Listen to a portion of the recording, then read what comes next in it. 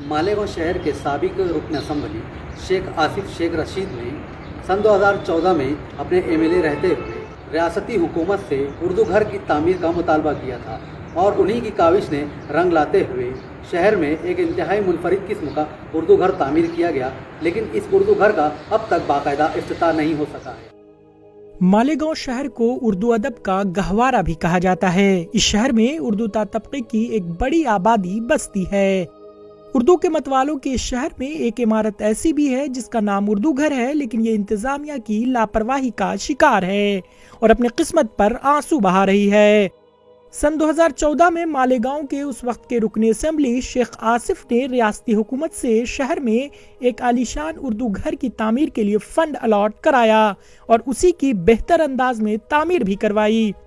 रियासती हुकूमत ने उर्दू घर के लिए 8 करोड़ रुपए का बजट मंजूर किया और शहर के Malegaon high school and junior college से मुत्तसिल कॉरपोरेशन की 40,000 स्क्वायर फीट के एराजी को उर्दू घर की तामीर के लिए मुंतखब किया।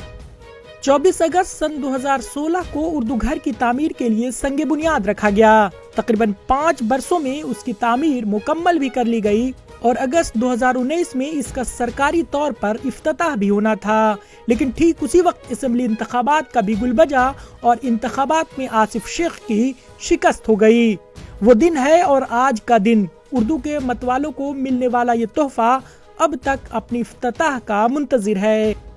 2014 में मैं एमएलए था। उस वक्त तो भारतीय जनता पार्टी की सरकार थी और उस वक्त के वजीर एकनाथ खड़से साहब थे और मैंने पहला लेटर मेरा एमएलए शिप का कोई तामीरी काम का जो दिया था वो उर्दू घर का था। और अल्लाह का बहुत एहसान है कि भारतीय जनता पार्टी की सरकार से असेंबली में लड़कर 8 करोड़ रुपये से मालेगांव बड़ी मालेगांव स्कूल के पीछे म्युनिसिपल कॉरपोरेशन की ज़मीन पर 20,000 स्क्वायर फीट के ऊपर एक आलीशान उर्दू घर तामीर किया गया, जो मुकम्मल होकर वहाँ तैयार हो चुका है,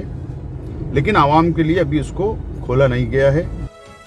इस उर्दू घर को मुख्तस 40,000 स्क्वायर फीट की एराजी में निस्फ एराजी पर तमाम जदीद सहूलियात के साथ तामीर किया गया, जबकि बकिया जगह पर 2 पार्किंग स्टैंड के अलावा गार्डन तामीर किया गया है। उर्दू घर की इमारत की खास बात यह है कि यहाँ के ऑडिटोरियम समेत तमाम कमरों में लग्जरी कुर्सियाँ, air condition hall, sound system और दीगर तमाम जदीद इलेक्ट्रॉनिक आलात नस्ब किए गए हैं। इसके अलावा शहर में अक्सर लोड शेडिंग का मसला भी रहता है, इसलिए इसका ख्याल भी रखते हुए 600 लीटर डीजल के इस्तेदाद रखने वाला एक बड़ा डीजी सेट भी नस्ब करवाया गया है, जो बिजली मुनक़ता होने के बाद भी इस आलीशान उर्दू घर को मुसलसल 5 दिनों तक बिजली फराहम कर सकता है। अभी के जो वजीर है नवाब मलिक साहब, मैंने उनसे अपील की है, उनसे मुलाकात की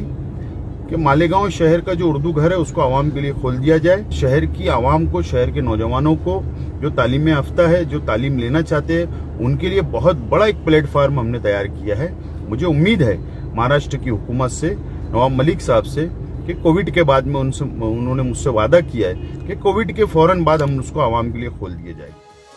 उर्दू घर की इमारत में तकरीबन 400 सीटों का एक ऑडिटोरियम है, जबकि पहली और दूसरी मंजिल पर 3 छोटे छोटे हॉल तामीर किए गए हैं, जहां art gallery, conference hall, library, study centre और मेहमान खाना बनाया गया है, जिनमें आला किस्म के फर्नीचर नस्ब किए गए हैं। लेकिन ये आलीशान इमारत इंतजामिया की लापरवाही का शिकार है और अपनी किस्मत पर आंसू बहा रही है, और अगर इस उर्दू घर का इफ्तिताह बर वक्त नहीं हुआ तो ये भी दीगर सरकारी इमारतों की तरह खंडर में तब्दील हो जाएगी। इस उर्दू घर के जरिए रियासत के तमाम अक़लियती